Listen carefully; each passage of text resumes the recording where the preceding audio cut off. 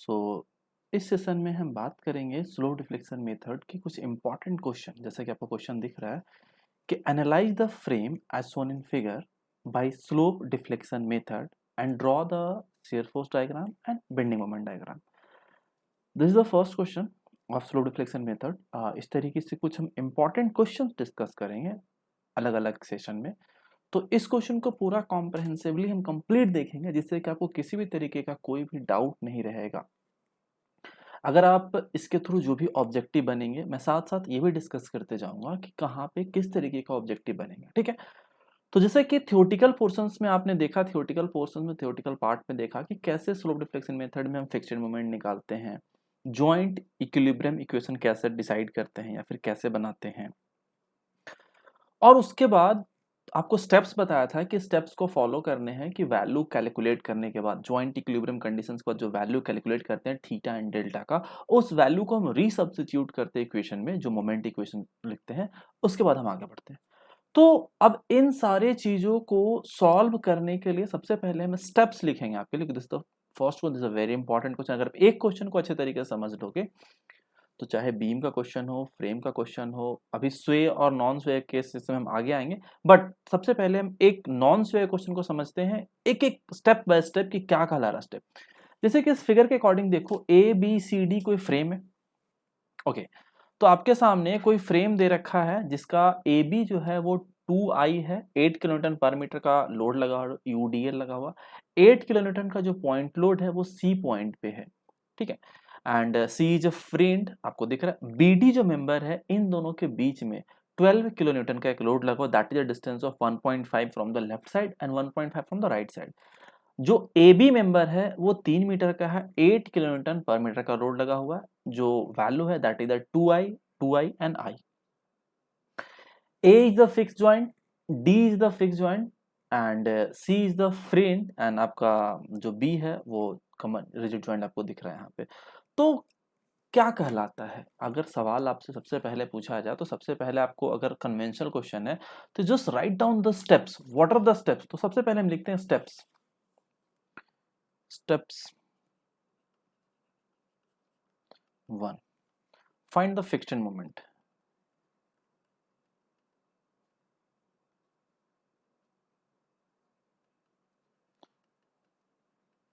Fixed end moment पहला हो गया। सेकंड स्टेप, मोमेंट इक्वेशन या स्लोप डिफ्लेक्शन इक्वेशन लिखो। Slope deflection equation as per the member end moment. Third one, joint equilibrium equation.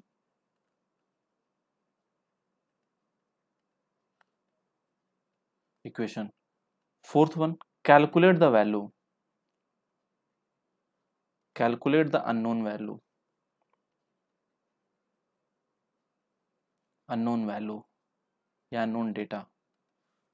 Fifth one, substitute the value in slope deflection equation.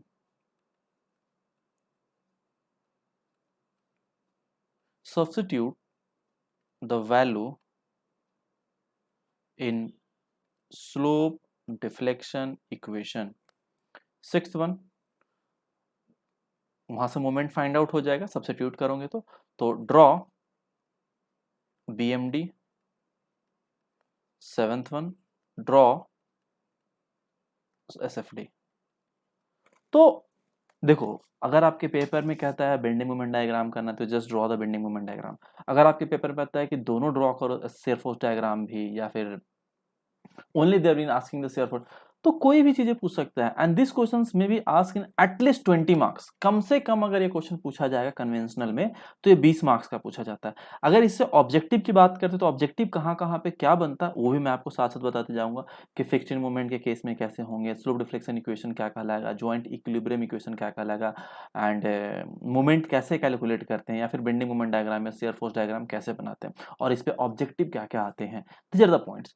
तो first we will just write down this figure again। एक बार इस figure को हम दोबारा से draw कर लेते हैं।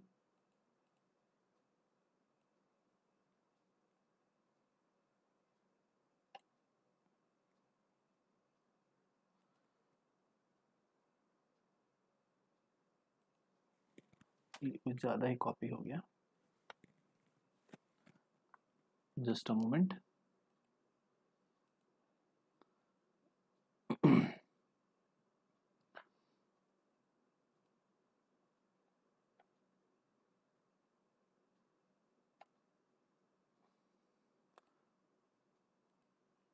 इस फिगर को हम दोबारा से यहाँ पे ड्रॉ कर रहे हैं, ठीक है।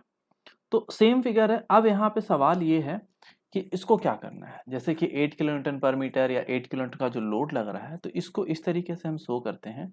आज ये सॉल्यूशन पे, this is our solution part and this steps is also, steps तो हमने लिख दिया। इसके बाद यहाँ से स्टार्ट करते हैं हम सॉल्यूशन। देखो पेपर में आपको स्टेप्स नहीं लिखने हैं, directly you can start with the solution, but आपको अभी बताने के लिए चीजों को कॉम्प्रहेंसिवली इसलिए समझा रहा हूं कि आपको कभी भी कहीं पे किसी भी तरीके का डाउट नहीं आए। एक एक पॉइंट को समझते जाइए, एक एक स्टेप्स को समझते जाइए, एक एक टर्म्स को समझते जाइए, क्या कहला रहा है और कैसे हो रहा है चीजें। तो टर्म्स क्या कहलाता है, एट द एंड आपको क्या आता है, draw the bending moment diagram and shear force diagram. तो अगर आपसे पूछा जाए कि to draw the bending moment diagram and shear force diagram, then you have to calculate the moment and forces. तो क्या कैलकुलेट करना, कैलकुलेट मोमेंट एंड फोर्सेस, यही चीज कैलकुलेट करना। तो इसके लिए सबसे पहला स्टेप क्या बताया था आपको, the first step is the fixed end moments. So in that particular case unknown displacement is which one, unknown displacement is the theta B. यहां पे जो लग रहा है वो क्या लग रहा है, अननोन डिस्प्लेसमेंट थीटा बी। तो उसके लिए एक छोटा सा नीचे लाइन लिख देते हैं, unknown displacement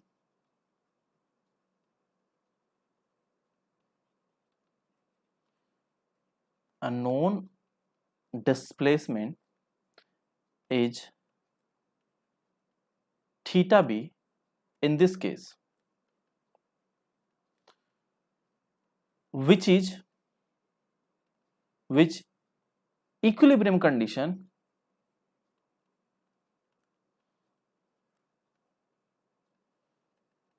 equilibrium conditions are required, equilibrium conditions are required. So listen carefully, why we are not taking as a theta and theta d, हम थीटा ए और थीटा डी को क्यों कंसिडर नहीं कर रहे हैं, because theta a is a fixed support, a is a fixed support and theta a is equals to 0। यहाँ पे थीटा ए का वैल्यू 0 हो जाएगा, उसी तरीके से यहाँ पे भी थीटा डी का वैल्यू 0 हो जाएगा। But in case of theta B this is not is equals to 0। Clear होगा चीजें। तो अननोन डिस्प्लेसमेंट कौन सा कहलाएगा, unknown displacement is the theta B, theta A is the 0, theta D is the 0, because these two supports are the fix support. As you know very well कि fix support में जो rotation कह लो या theta का value कह लो, ये क्या हो जाएंगे, स्लोप आपका 0 हो जाएगा यहाँ पे। सो बी निकालना है अननोन डिस्प्लेसमेंट के फॉर्म में, आपको थीटा बी आ गया, तो थीटा बी को unknown displacement is theta B in this case which equilibrium conditions are required. तो इक्विलिब्रियम कंडीशंस क्या हो जाएगा, M B A plus M B C plus M B D is equals to 0। देखो यहां पे क्या कहला रहा है कि moment about the B A, moment about the B C and moment about the B D, अगर इन तीनों का समेशन जो होगा इस पर्टिकुलर ज्वाइंट पे क्या होगा, 0 के बराबर होगा। Got it. तो M B A plus M B C plus M B D equals to 0। Now calculation of the fixed moment, एक तो छोटा सा टर्म था आपको कि बताना था कि कैसे हम कैलकुलेट करेंगे।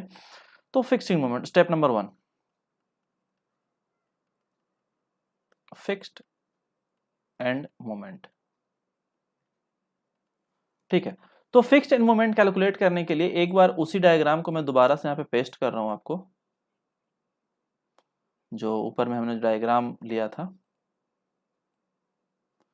क्योंकि आपको याद रहे। छोटा कर दूंगा इस डायग्राम को थोड़ा,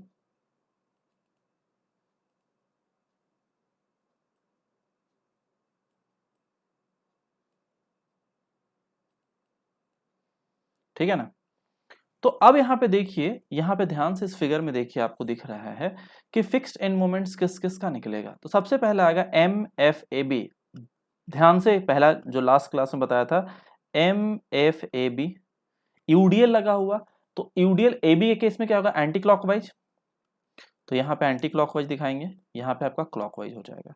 तो इस केस में क्या होगा, MFAB equals to minus WL² minus WL²/12। और उसी तरह से MFBA क्या हो जाएगा,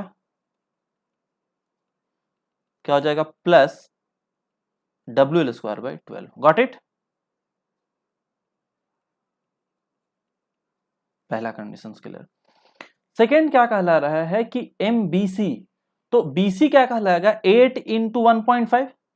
रीजन ये है कि ये फ्री जो एंड पे लोड लग रहा है that will develop a moment, anti clockwise moment. यहां से जो 8 किलोन्यूटन का लोड है इंटू 1.5 का डिस्टेंस लगेगा, तो फोर्स इंटू डिस्प्लेसमेंट, तो ये यहाँ पे एंटी क्लॉकवाइज मोमेंट लगेगा। तो BC यहाँ पे एंटी क्लॉकवाइज मोमेंट लग रहा है, तो ये यहां से जस्ट अ मोमेंट, इसको पेन से दिखाते हैं। तो यहाँ पे 8 इंटू 5, 8 इंटू 1.5, तो एंटी क्लॉकवाइज इस तरीके से कोई यहाँ पे मोमेंट लग जाएगा।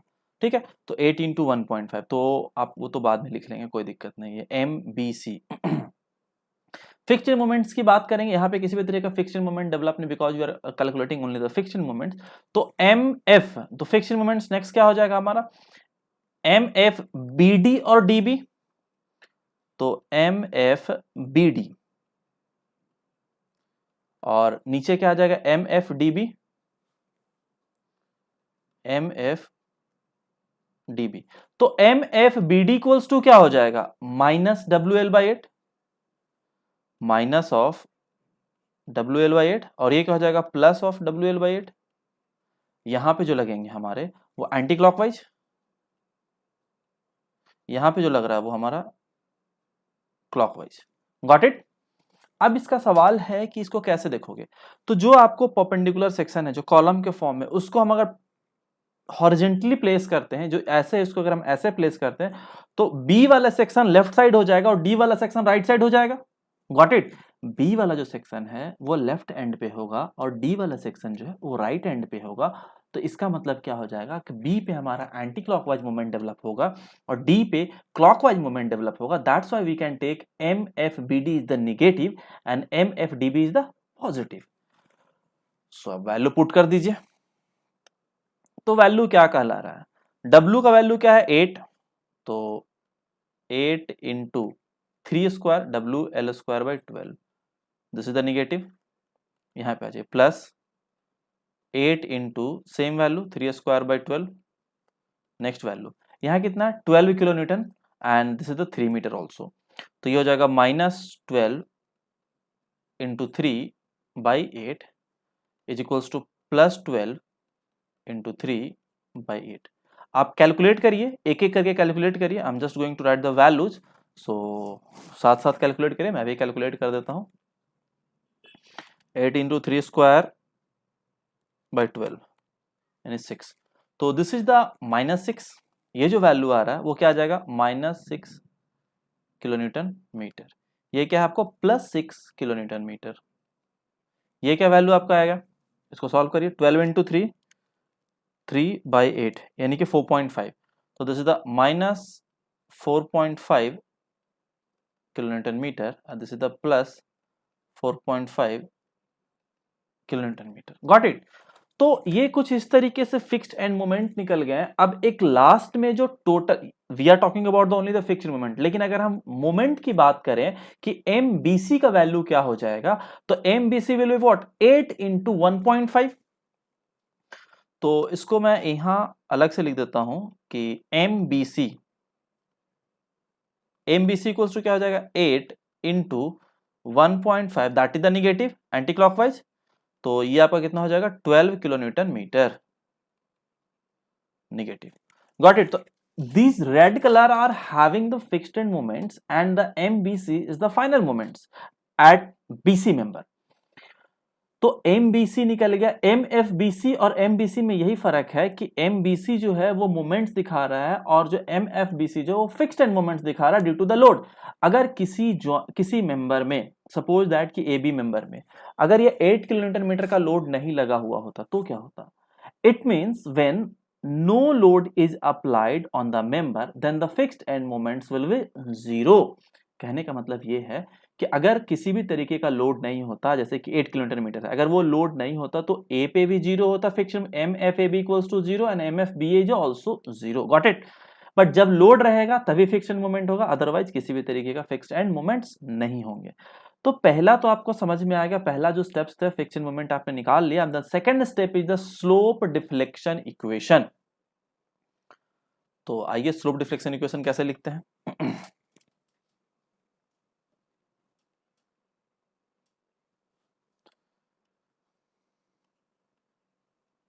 Slope deflection equation. तो स्लोप डिफ्लेक्शन इक्वेशंस की अगर हम बात करते हैं तो स्लोप डिफ्लेक्शन इक्वेशंस के लिए मैं दोबारा से फिर से आपको फिगर बना रहा हूं। देखो फिगर बार बार मैं इसलिए बना रहा हूं क्योंकि आपको इतना क्लैरिफाई हो जाए चीजें कि आप कभी भी कोई दिक्कत ना हो। जब भी आप पढ़ने बैठो तो जस्ट इजीली कह सकोगे कि हाँ I know I can solve this questions very simply. So इसको भी हम यहाँ पे पेस्ट करते हैं और थोड़ा सा इसको छोटा कर देते हैं इस फिगर को, जिससे कि इक्वेशंस लिखने में भी आसानी हो थोड़ा। Got it. और ये थोड़ा सा नीचे से लगता है कि ये डिस्टेंस गायब हो गया है तो 1.5 कर लेते हैं। गॉट इट, ठीक है भाई। अब आ जाइए स्लोप डिफ्लेक्शन इक्वेशंस पे। तो slope deflection equation M A B सबसे पहले लिखते हैं, एम ए बी। तो स्लोप डिफ्लेक्शन क्या होगा एम ए बी के लिए, M F A B plus 2 EI/L into 2 times of the theta A plus theta B minus 3 डेल्टा/L। ओके, दिस इज द 3 डेल्टा/L। तो ये इक्वेशंस कहला रहा है, समझ में आ गया। This is the first equation, M A B equals to M F A B plus 2 EI/L into 2 theta A plus theta B minus 3 डेल्टा/L। तो delta is equals to zero, displacement हमारा यहाँ पे किसी भी तरीके का नहीं है। ऊपर मैंने आपको बताया थीटा ए का value is also zero, so we can just put it as like this कि delta is equals to zero तो total whole term is zero, theta is also zero तो whole term is zero. So M F A B का value क्या आया -6, तो we can directly write it as कि -6 plus 2 EI/L। अब देखिए यहां पे I के जगह 2I है, I के जगह 2I है, तो you can just put it as कि 2E इंटू 2I/L। L कितना है 3 मीटर है, 3 इंटू थीटा बी। कहीं पे कोई दिक्कत हुआ नहीं, बिल्कुल समझ में आ गया चीजें। तो लिख दीजिए -6 plus 2 × 2 EI/3 into theta B. यहां पे आपको अननोन क्या दिख रहा है, थीटा बी। एंड स्टार्टिंग में मैंने लिखा कि in this particular case, in this particular equation, we have a unknown displacement that is the theta b, and when we will solve the value of theta b and put the value of theta b in this particular equation, we will get the value of MAB, यानी कि moment of AB value हमारा moment at A निकल जाएगा। So you can just write it as the equation number 1. Clear. आइए next कि MAB के बाद MBA भी लिखेंगे साथ साथ, MBA तो क्या हो जाएगा MFBA। काफी इंटरेस्टिंग टॉपिक है, 2 EI/L into 2 theta B nearest in far end theta A minus 3 डेल्टा/L। जब इक्वेशन लिखते हैं तो क्या हो जाएगा, जिस साइड से लिखे, जैसे कि ए बी लिख रहे थे, ऊपर वाले की बात करते हैं, तो M F A B near fixed end moments plus 2 EI/L nearest end से हम 2 टाइम्स से मल्टीप्लाई करेंगे और फार एंड से हम यूनिट से मल्टीप्लाई करेंगे। Got it. तो 2 times of the theta A because the A is the nearest end and B is the far end that's why we are multiplying by 1 and minus 3 डेल्टा/L।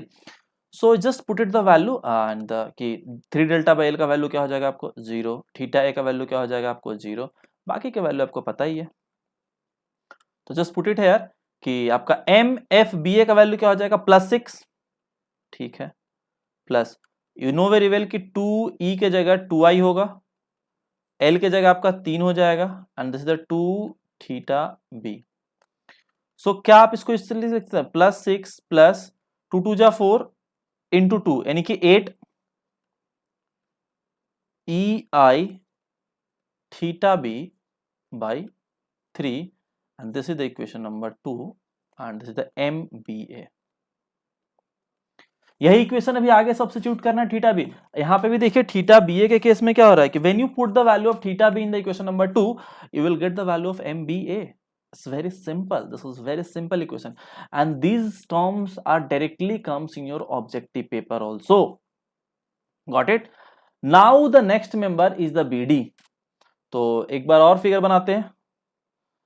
आप कह रहे होगे कि फिगर काफी ज्यादा बना रहे हो क्योंकि पहला क्वेश्चन है आपका, तो आपको समझना बहुत जरूरी है एकदम डीप में चीजों को कि हम किस तरीके से एनालाइज कर रहे हैं और जिससे कि आपको हर तरीके की क्लैरिटी हो, कहीं पे भी कोई दिक्कत नहीं हो। छोटू सा फिगर कॉपी पेस्ट करने में कोई दिक्कत नहीं है क्योंकि यहाँ पे टाइम आपका कंज्यूम नहीं हो रहा, टाइम आपका सेव हो जाता है और काफी अच्छे तरीके से हो जाता है। Got it? सो हम कहाँ थे अब? BD और DB पे आ जाइए। MBD,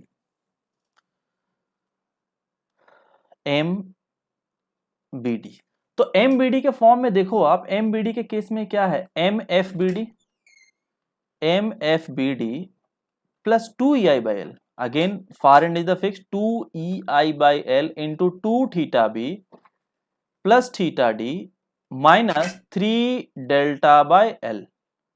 So what?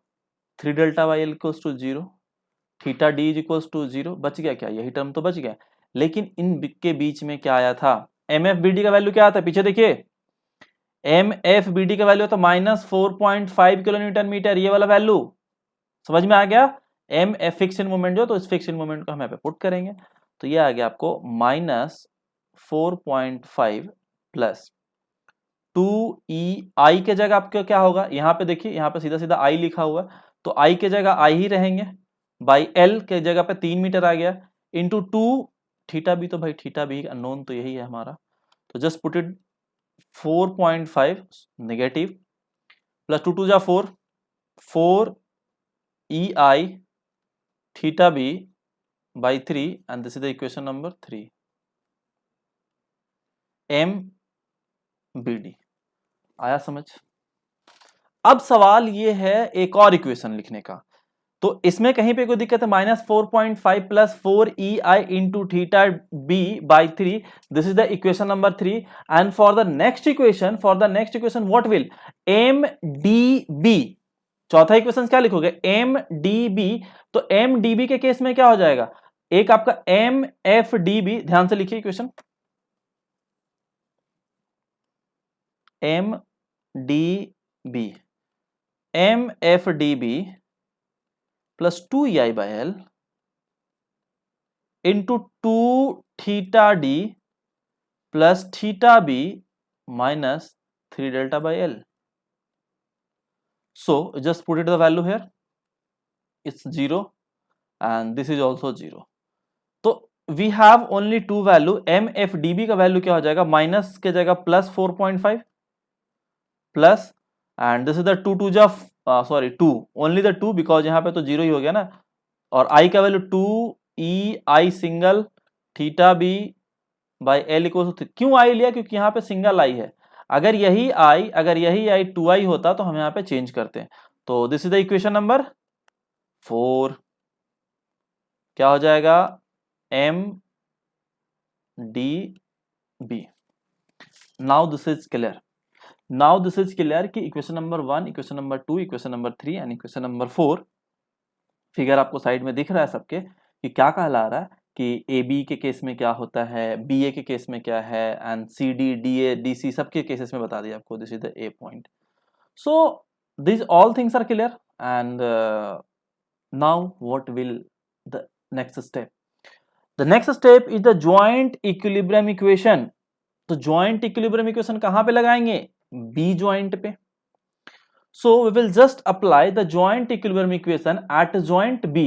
तो at joint B पे एक पीछे आपको कंडीशन बनाया था कि MABA plus BC plus BD,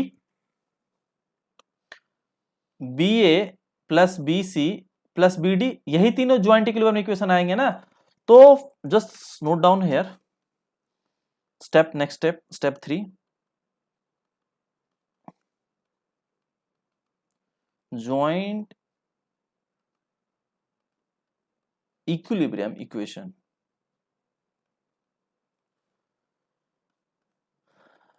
slope deflection equation हो गया, जॉइंट इक्विलिब्रियम इक्वेशन। तो जॉइंट इक्विलिब्रियम इक्वेशंस क्या कहला रहा है आपको, स्टार्टिंग में लिख के बताया था M B A plus M B C plus M B D is equals to 0। आपने M B A M B C M B D का वैल्यू निकाला, देखो एम बी डी का वैल्यू आपको इक्वेशन नंबर 3 है, एम बी ए का value आपका equation number 2 है, और एम बी डी का वैल्यू बी सी का वैल्यू -12 किलोमीटर मीटर है। Got it. तो लिख लेते हैं साथ साथ कि plus six equation number 2 +6 +8 EI into theta B by 3 -4.5 +4 EI into theta B by 3 and -12। So just write it as कि +6 +8 EI theta B by 3 minus of -4.5 plus कितना था 4 EI theta B by 3, 4 EI theta B by 3 and this is the -12 is equals to 0। ये BC वाला value last में लिखा है यहाँ पे, तो अलग अलग टर्म्स को हम शो कर देते हैं कुछ इस तरीके से, क्लियर हो जाएगा, कहीं पे कोई दिक्कत नहीं होना चाहिए। ये MBA का वैल्यू है, ये MBD का वैल्यू है, और ये MBC का वैल्यू, क्लियर है। तो MBA plus MBC plus MBD equals to 0, उन तीनों इक्वेशंस को ऐड करोगे यानी you have one unknown that is the theta B only with respect to the EI। When you put the value of EI will get the exact value of the rotations at joint B या फिर eight B point पे कह लो।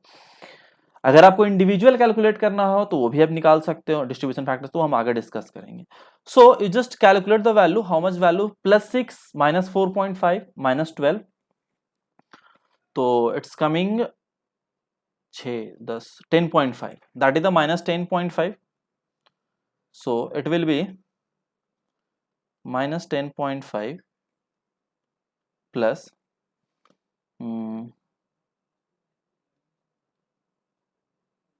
ये आ जाएगा आपको, just calculate the value, 8/3 plus 4/3 4। When you calculate this value will get the value as a 4। तो 4 चाहे आप LCM लेके निकाल ले, या फिर अगर आपके पास कन्वेंशनल का पेपर लिख लो तो कैलसी तो अवेलेबल है, डायरेक्टली लिख लो। तो ये क्या हो जाएगा, उस तरफ चला जाएगा, तो EI into theta B is equals to 10/4, 10.5 10.5/4। तो 10.5/4 करेंगे तो कितना हो गया 2.625, 2.625। So just write it as like this कि थीटा बी, या तो आप इस तरीके से भी लिख सकते हो, theta B equals to 2.625/EI। एक टर्म्स तो ये हो गया।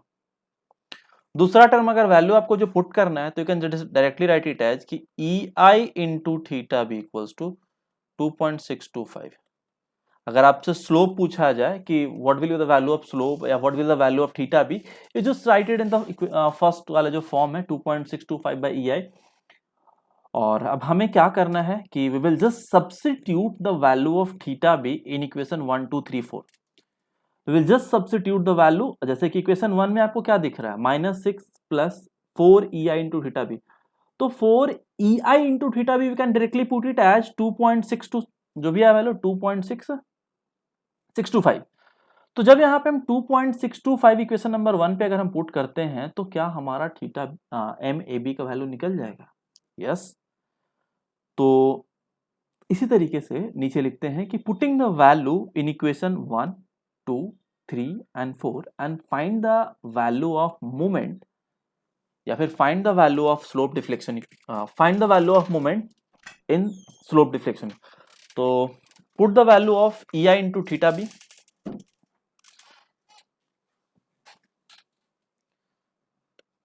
यहां पे लिखते हैं put the value of EI into theta B. Put the value of EI into theta B in slope deflection equation.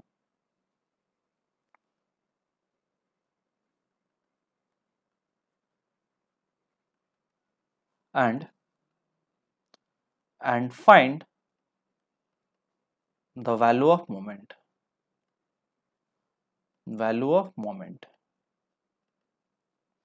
So just write it as MAB, MBA,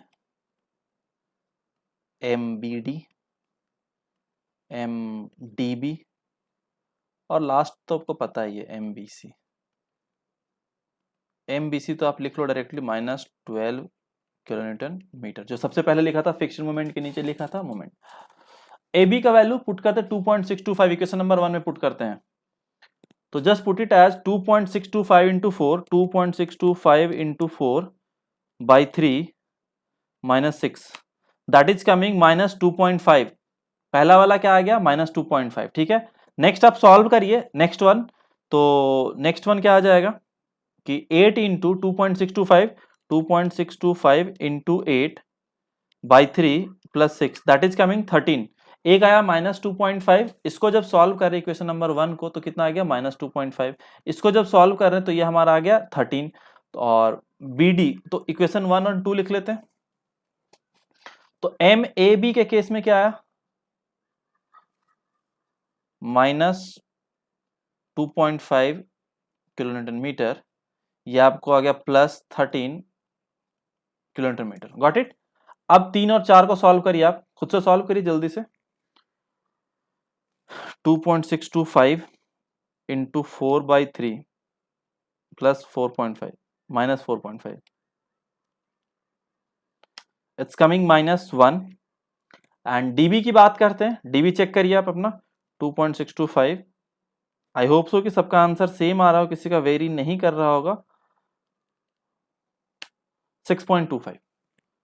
तो इक्वेशन 3 को भी सॉल्व कर लिया, 4 को भी सॉल्व कर लिया. 3 और 4 को जब सॉल्व करते हैं तो इट्स कमिंग -1 और ये आपका आ गया +6.25 किलोन्यूटन मीटर. ठीक है, तो इस तरीके से हमने एक एक टर्म्स को सॉल्व किया. This is the final moments when we are putting the value of EI into theta B in the equation 1 2 3 4. और कह सकते हो कि स्लोप डिफ्लेक्शन इक्वेशन जो हमने लिखा तो स्लोप डिफ्लेक्शन इक्वेशन में जब वैल्यू पुट करते हैं तो then we will get the value of moment. somehow in objective they may be asked the value of moments only at particular joint कि AB के केस में क्या हो जाएगा, BA BC BD किसी केस में पूछा जा सकता है. पहला कंडीशन. दूसरा, they may be directly ask the moment equation कि मोमेंट इक्वेशन लिख के दिखाइए, मोमेंट इक्वेशन इसमें से कौन सा सही है. ऑब्जेक्टिव की बात बता रहा हूं सीधा सीधा कि which one is the correct moment equation as per this question.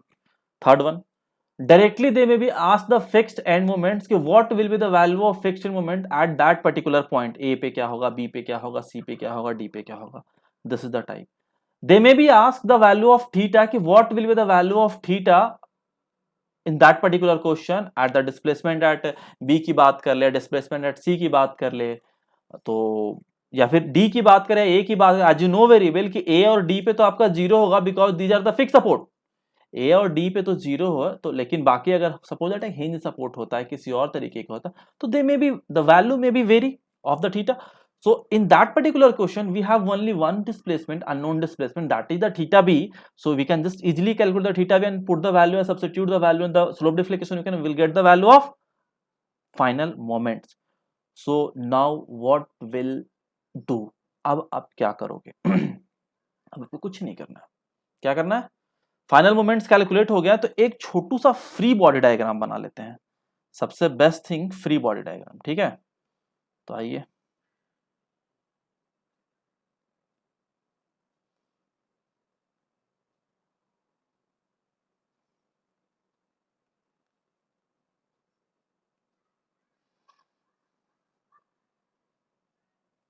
यहाँ पे कुछ लोड लग रहा था, यहाँ पे भी लोड लग रहा था आपका, यहाँ पे यूडीएल था. ठीक है, सो ये कुछ फ्री बॉडी डायग्राम है. ए बी सी डी हम इसको मेंशन करते हैं. This is the A, this is B, this is B also, this is C, this is B, and this is the D. So load will be 12 kilonewton. This load will be 8 kilonewton, and this load will be 8 kilonewton per meter. The distance is the 3 meter.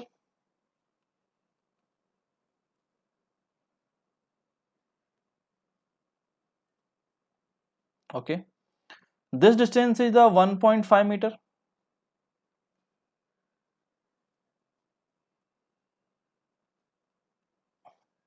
And this distance is 1.5 और 1.5 दोनों side से.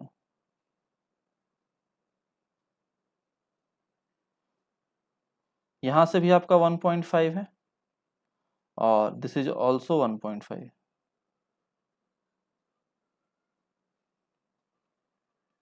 अब देखिए, अब यहाँ पे reaction कहाँ कहाँ पे डेवलप होंगे. Just I am going to show the moment first. तो एम ए बी, ऊपर आइए थोड़ा सा, यहाँ देखिए M A B equals to क्या लग रहा है, -2.5 किलो न्यूटन मीटर. तो -2.5 का मतलब this is the anti clockwise movement, this is the -2.5 kilo newton metre. B A पे क्या लग रहा है 13, तो इसको प्लस दिखाइए. ओके सॉरी, इसको थोड़ा ऑटो करेक्शंस को हटाते हैं. तो ये क्या लग रहा है आपको, +13 kilo newton metre, 13 kilo newton metre.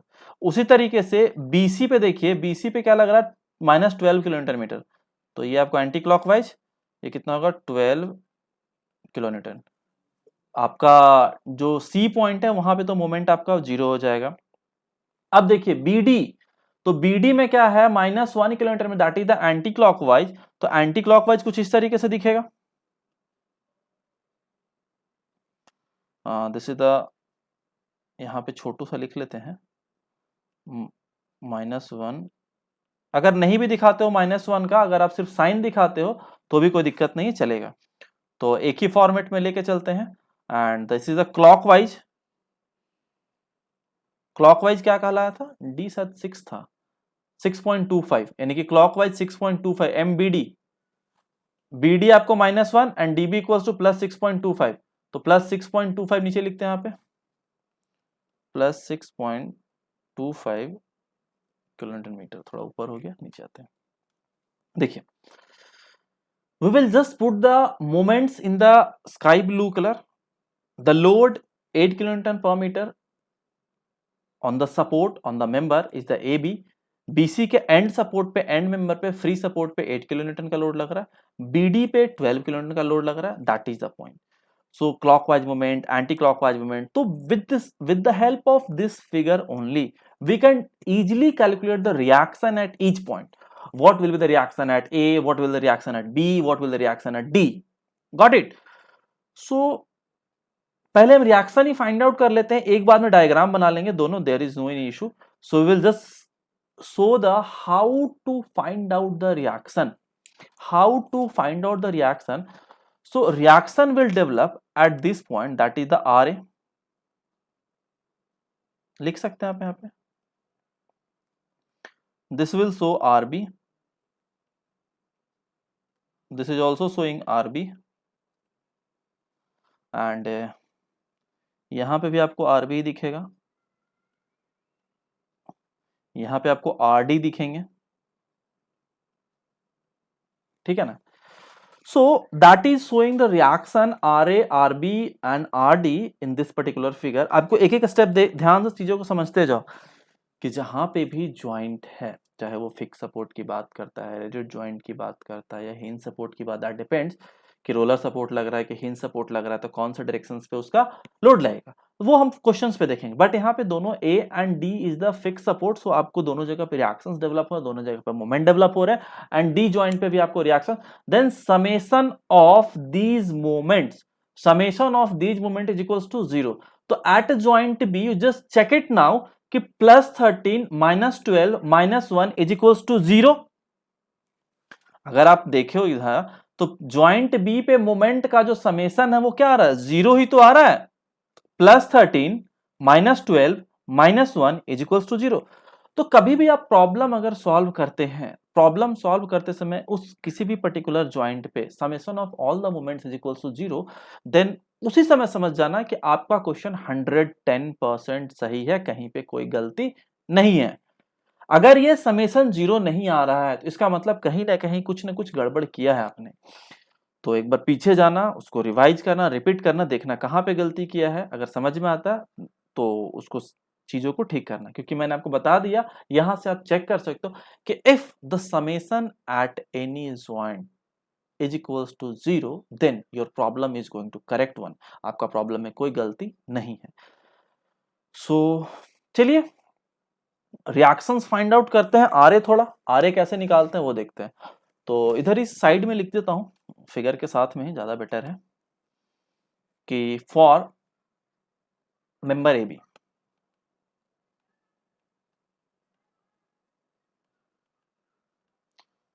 For member A B summation of M B equals to 0,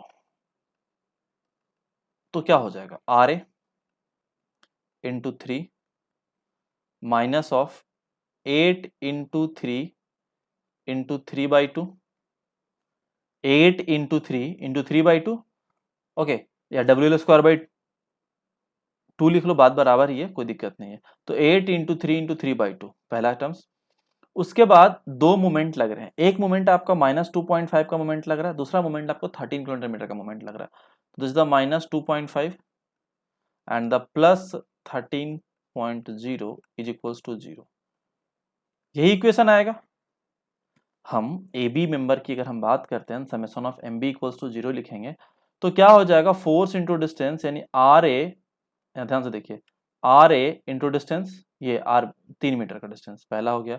दूसरा आपको 8 किलोमीटर का यूडिल है तो इसका ईसीएल आपको यहाँ पे लगेगा, फोर्स इंटू डिस्टेंस, ये तो यहाँ से यहाँ तक का ईसीएल है, तो डब्ल्यू इंटू एल बाई 2 ये भी आपको निकल गया। अब उसके बाद एक मोमेंट आपका ये लग रहा है 2.5 का, तो ये भी आपने लिख लिया। दूसरा मोमेंट आपका ये भी लग रहा है, इस मोमेंट को भी लिख लिया। तो इस तरीके से आपने आर ए का जब वैल्यू फाइंड आउट करोगे तो you will get the value of R ए।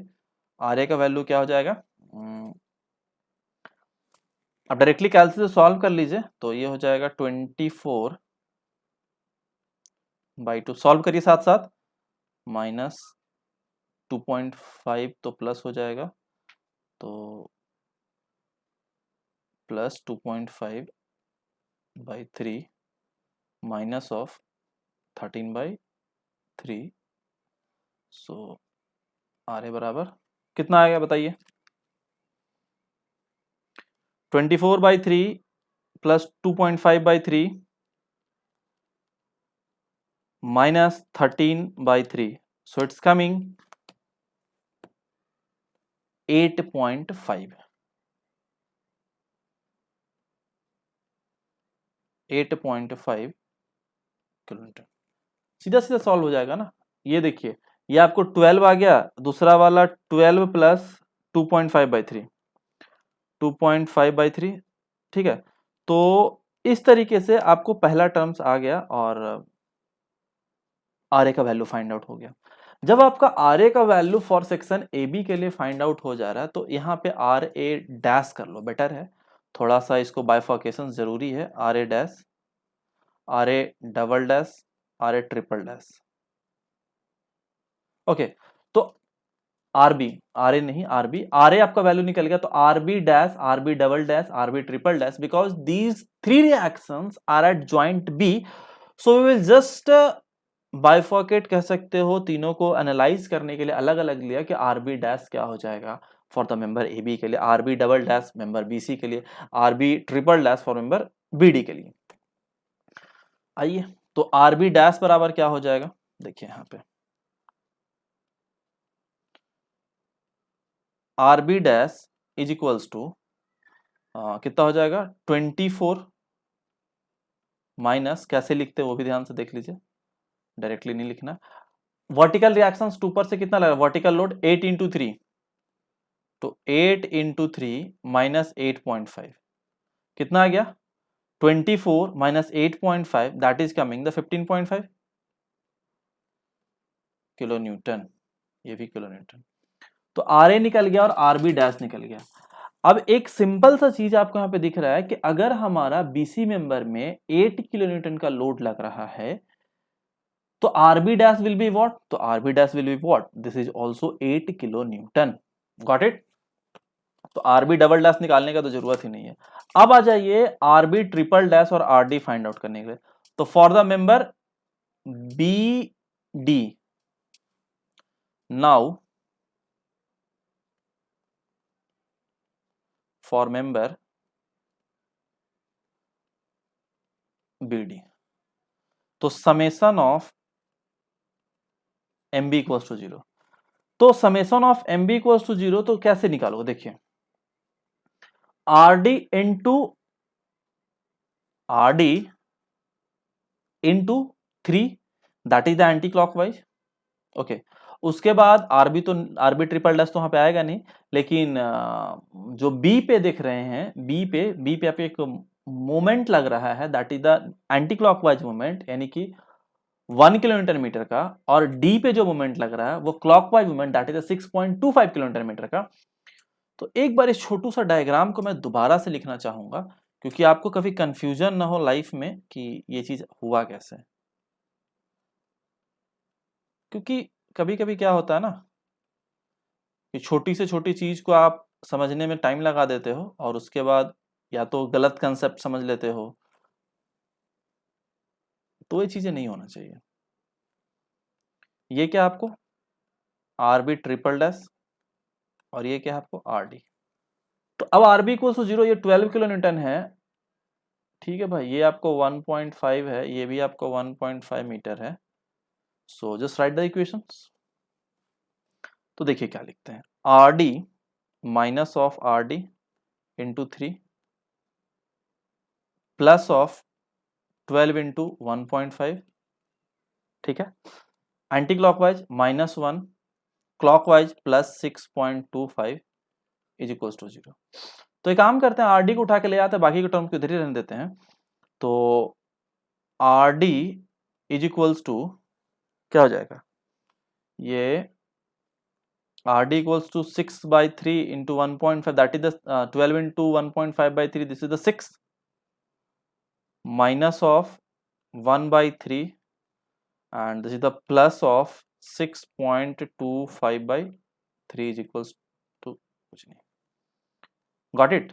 सो अब आर डी का वैल्यू निकाल लीजिए। तो भैया आर डी का वैल्यू क्या हो जाएगा, R D equals to, calculate करिए जल्दी से, 6 माइनस 6.25/3 2.08 प्लस 6 माइनस आपको कितना है 1/3, यानी 1/3 0.33, तो कितना आ गया ये 7.75 किलो न्यूटन, 7.75 किलो न्यूटन। अब इसी पे एक और सवाल आता है कि R B triple dash equals to क्या हो जाएगा। Now R B 1 2 3 triple dash will be what. तो क्या करेंगे आप, कुछ नहीं करना है, R B triple dash is equals to 12 minus कितना लग रहा था, आर डी का वैल्यू कितना था 7.75, तो कितना हो जाएगा, ये हो जाएगा 4.25। Got it. ऊपर से वर्टिकल रिएक्शन आपको ऊपर से कितना लग रहा है 12 किलो न्यूटन का, नीचे से कितना लग रहा है R B dash triple dash plus R D, यही लिखेंगे ना हम इसको। इसको चाहे तो इक्वेशंस के फॉर्म में आप यही लिख सकते हो, R B triple dash plus R D -12 is equals to 0। तो आरबी डैश निकल गया क्योंकि आर डी तो आपको पता ही है, तो ये भी चीज़ आपको फाइनलाइज हो गया। तो अब इस इक्वेशंस में देखो आपको हर एक चीज़ मैंने निकाल के दे दिया, एक एक मोमेंट एक एक पॉइंट पे निकाल दिए, फोर्सेस निकाल दिए। तो और एक लास्ट का टर्म्स बचा हुआ था आपका आरबी डबल डैश के फॉर्म में, तो RB double dash is equals to 8 kilo newton, that's it. इसको सॉल्व लिखने का भी जरूरत नहीं है। तो फोर्सेस निकाले हैं तो सबसे पहले शियर फोर्स डायग्राम ही बना लेते हैं। आ जाइए थोड़ा, तो शियर फोर्स डायग्राम बनाने के लिए हम कैसे इसका यूज करेंगे। देखिए शियर फोर्स डायग्राम काफी सिंपल डायग्राम होता है, कोई डिफिकल्टी नहीं है इसके लिए। तो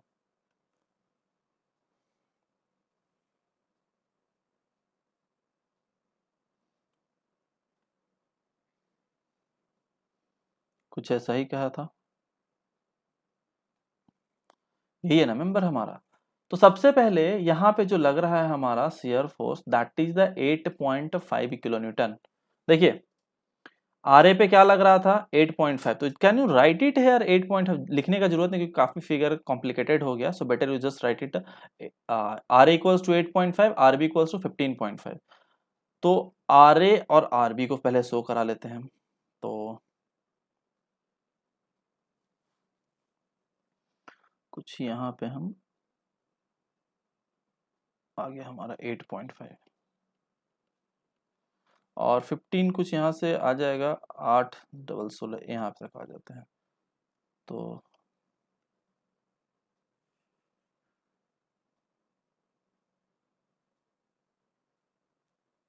ठीक है, तो ये कुछ ये टर्म्स आ गया। तो ये तो आपको निकल गया क्या आर ए, और this is the 15.5, just I am going to write it here. So वैसे आपको पता ही है कि 15.5 लिखने की जरूरत नहीं है, this is the joint B. यहाँ पे क्या आ जाएगा 8, दिस इज द 8, तो अप्रोक्सीमेटली इसका कुछ वैल्यू बराबर ही आएंगे कुछ इस तरीके से।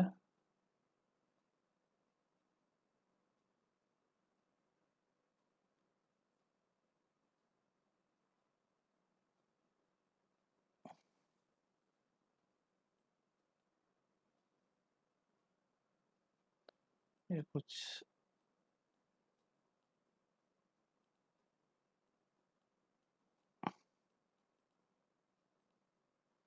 वो थोड़ा सा इसको, एक सेकंड रुक जाइए।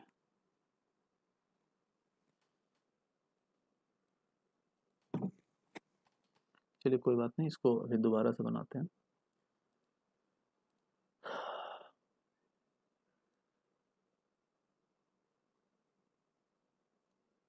पहला वाला लाइन हमारा थोड़ा टेढ़ा था, तो this is the 8, got it. तो ये आपको यहाँ पे भी 8 किलो न्यूटन और ये भी आपको 8 kilo Newton. This is the positive, this is also positive, and this whole value is going to the negative.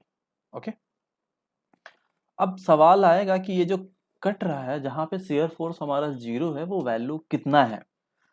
तो उन सारे वैल्यू को लिखने से पहले आपको थोड़ा सा A B C and this is the D.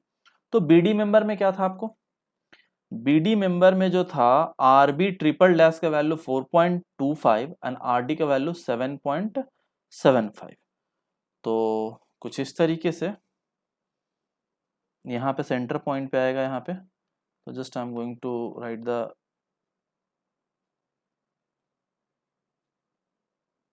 ये कुछ 4.5, ठीक है।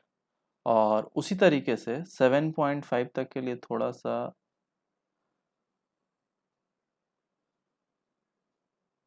ये आ जाएगा 7.5। तो अब एक काम करते हैं, ये जो रेड वाली लाइन है उसको थोड़ा हटाते हैं।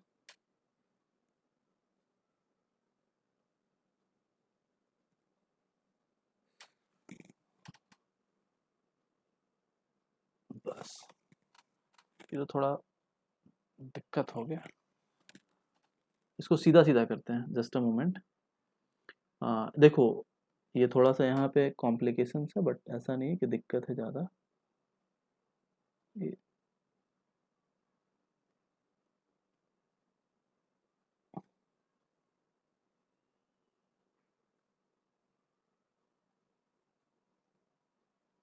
इसको शेप जो है ना वो कुछ यहाँ से बना लेते हैं, कोई बात नहीं, इसको अभी ब्लू कलर कर देते हैं। थोड़ा सा इसको शिफ्ट कर लेते हैं। ये शिफ्ट क्यों नहीं हो रहा है,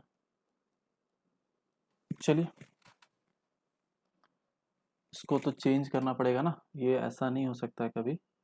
जब भी होगा तो ये शेप जो होंगे इनके प्रॉपर शेप होंगे वैसे, जैसे कि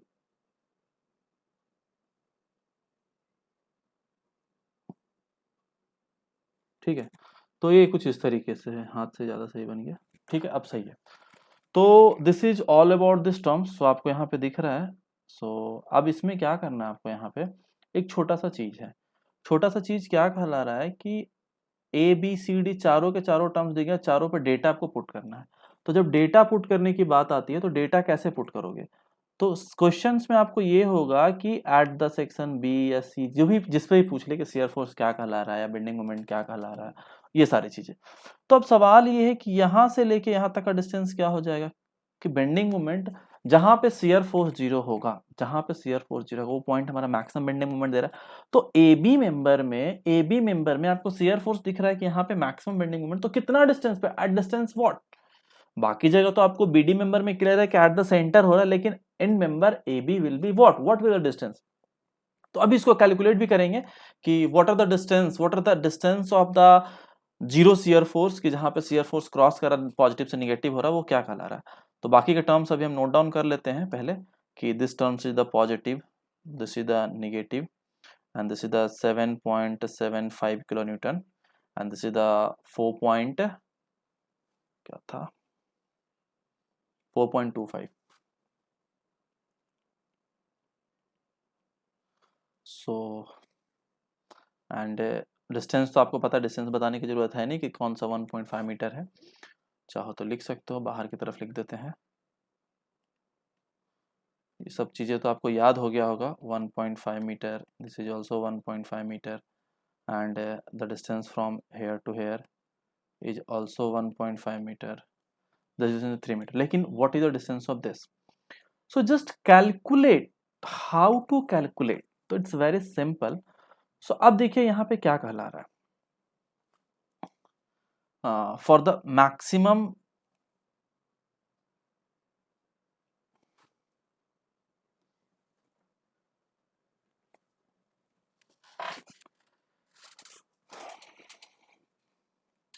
इसको आप x मान लीजिए, calculate the value of x for maximum bending moment, क्योंकि यहाँ पे शियर फोर्स जीरो है। सो अब कैसे सॉल्व करेंगे, तो देखिए इसको कुछ नहीं करना है, आपको डायग्राम बनाना है। आपके पास सारा का सारा डायग्राम फिक्स्ड है, ऐसा नहीं कि आपके पास कोई डायग्राम नहीं है। तो यहाँ से आपको मोमेंट आपको दे रखा था, ये भी आपको मोमेंट आपको पता है, ये आपको जो रिएक्शंस हैं ये भी पता है, और इस पे यूडीएल भी लगा हुआ है ये भी पता है। कुछ ऐसा चीज़ है जो नहीं पता, तो just cut a distance at X, कुछ नहीं करना, एक्स डिस्टेंस मानना है। This is the 8 kilonewton per meter, ये आपको 13 kilonewton per metre, 13 kilonewton metre, ये था आपको 2.5 kilonewton metre at a distance of X. एक सेक्शन कट किया है जहां पे हम मानते हैं कि शियर फोर्स जीरो है। Got it? यही है ना कि at a distance of X the shear force will be zero, so what will happen. तो just write it the equation like this, कि 8.5 ये आपका कितना था, ये आपका था 8.5 और ये था आपको 15.5। देखो वैल्यू सब याद हो गए अब। तो 8.5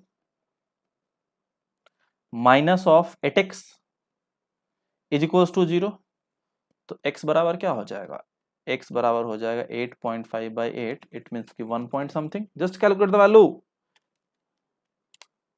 इट्स कमिंग 1.06, 1.0625,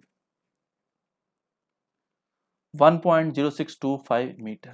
यानी कि यहाँ पे जो वैल्यू आ रहा है वो वैल्यू कितना आ रहा है, x का वैल्यू कितना आ रहा है 1.0625 माइनस 3, 1.0625 माइनस ऑफ 3, क्यों कर रहे हैं माइनस 3, तो ये वैल्यू बचे 1.9375, यहाँ से लेके यहाँ तक का distance 1.9375। So this is the shear force diagram, this is the SFD, this is the shear force diagram of this particular member, and I hope so this is clear। ये चीज़ें आपको यहाँ तक बहुत अच्छे से क्लियर होगा, कहीं पे किसी भी तरीके का दिक्कत नहीं होगा up to the shear force diagram. इसके बाद हम ड्रॉ करेंगे बेंडिंग मोमेंट डायग्राम।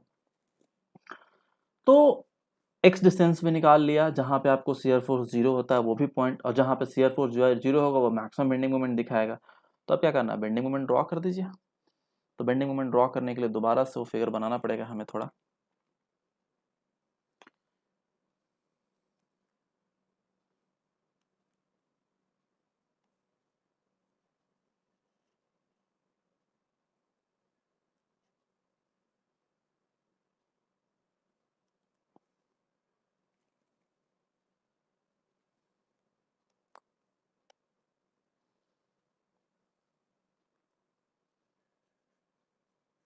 एक्चुअली देखिए आपके सामने जो फिगर था इस तरीके से था, यही था, this is the joint A.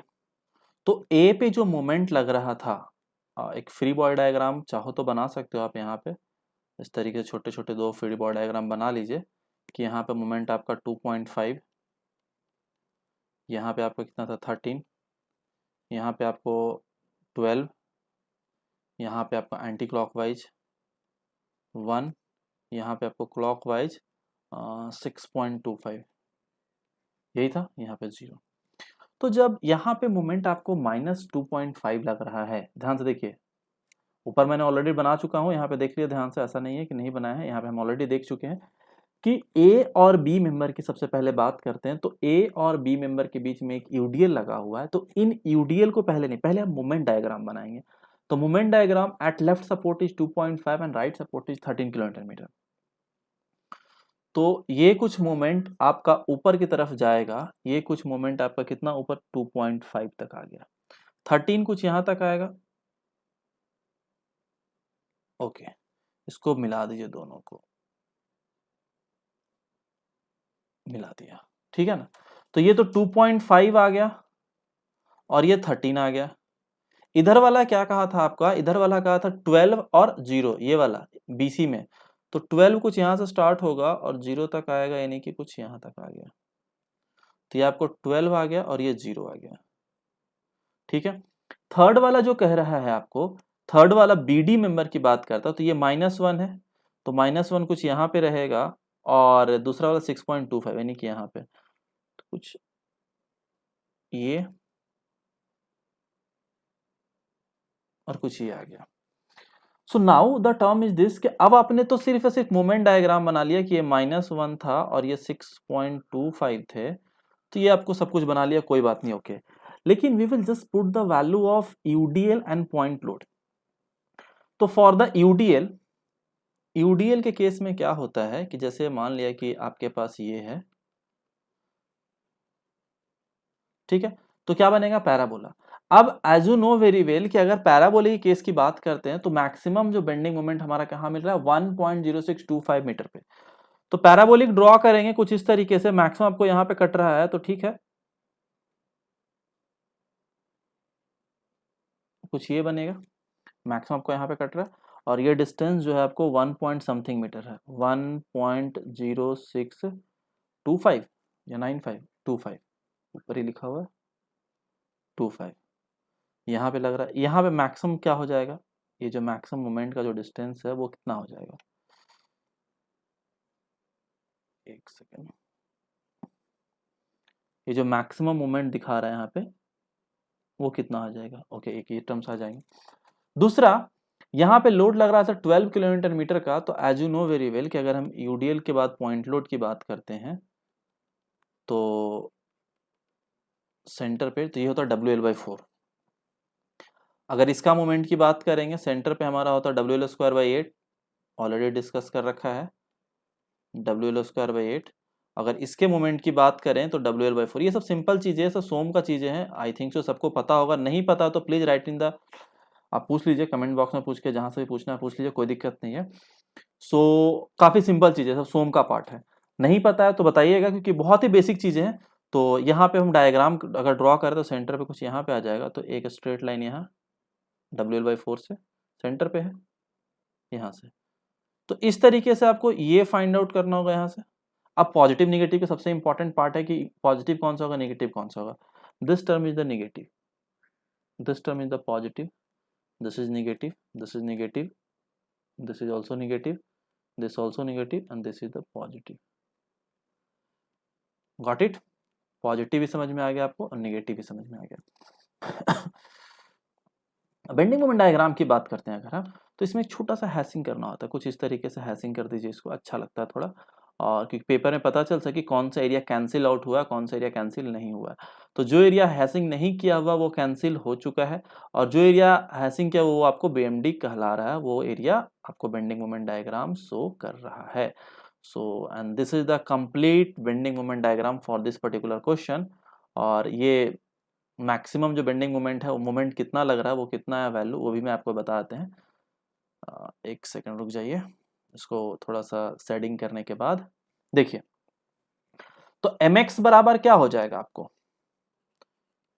mx बराबर क्या हो जाएगा, -2.5 plus 8.5 into x minus 8x² 2। इसको सॉल्व कर लिया, तो सॉल्व करने के बाद आपको आ जाएगा -2.5 इंटू, सॉरी प्लस है ना, plus 8.5 into 1.0625 minus of 8 into 1.0625 का होल स्क्वायर बाई 2। जब इसको सॉल्व करेंगे, एक बार आप खुद से सॉल्व करिए, सॉल्व करने के बाद आपको आंसर निकल जाएगा, जो भी वैल्यू आ जाएगा वो आपको mx का वैल्यू आ जाएगा। जस्ट कैलकुलेट, माइनस, जल्दी सॉल्व करिए आप इसको, तब तक मैं आगे वैल्यू लिखता हूं। It's coming 2.016 kilo newton meter. तो ये वैल्यू कहाँ आ गया, यहाँ पे ये वाला जो हाइट है ना 2.016 किलो न्यूटन मीटर। अब यहाँ वाला हाइट क्या हो जाएगा, WL/4, तो W कितना था 12 इंटू L3/4, इट्स कमिंग 9, और इन दोनों का एवरेज से माइनस करना होता है, इन दोनों के एवरेज से माइनस। जैसे कि मान लिया कि 6.25 है ना, तो 6 प्लस 6.25 -1/2 करेंगे। ये तो आपका डायरेक्टली निकल गया। यहाँ पे इसका टर्म्स निकालने के लिए ऐसे लिखेंगे, या फिर नीचे ही लिख देता हूँ, बेटर है नीचे ही लिख देते हैं, ज़्यादा अच्छा है। फॉर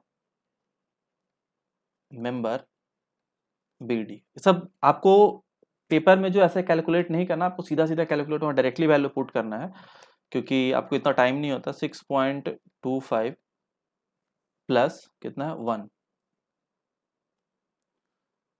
1/2, तो 6.25 प्लस 1/2 करोगे तो इसका एवरेज निकल गया यहाँ से यहाँ तक।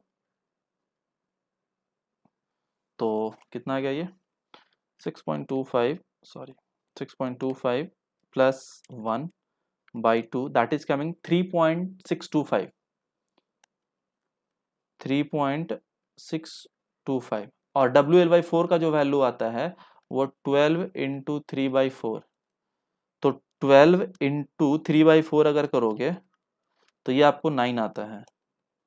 तो अब 9 माइनस 3.625 इट्स कमिंग 5.37।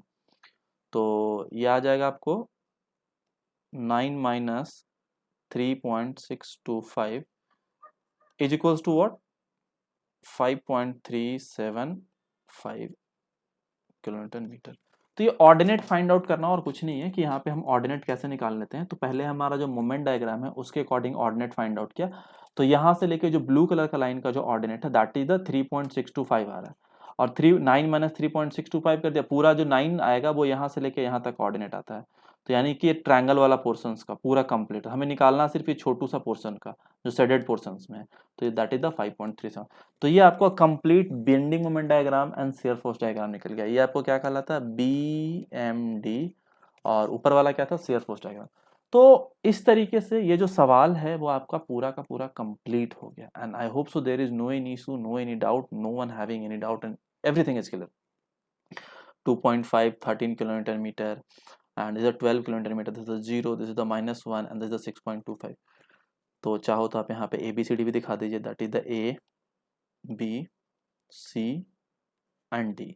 किस तरीके से आपने एक एक पॉइंट को, एक बार दोबारा से मैं इसको रिपीट कर रहा हूँ, जस्ट लिसन केयरफुली।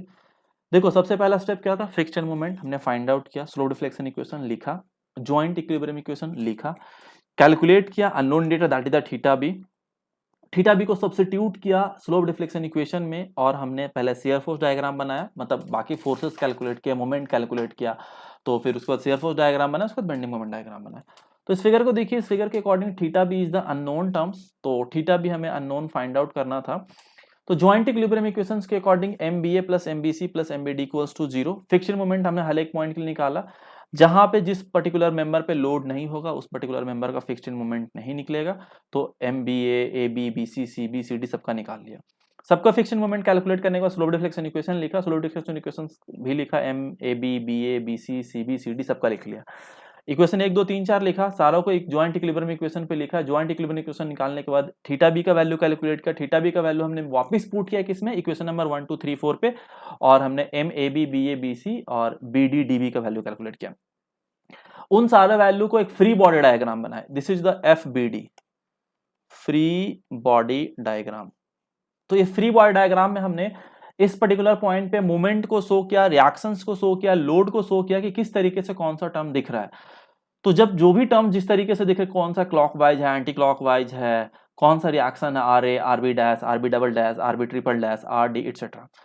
तो R A, R B double dash, triple dash सारों को फाइंड आउट करने के बाद हमने सबसे पहले क्या निकाला, इंडिविजुअली जो भी फाइंड आउट करेंगे individually, because as you know very well कि summation of M B equals to 0, we can take a moment about the 0 and we can easily find out the value of R A, R D.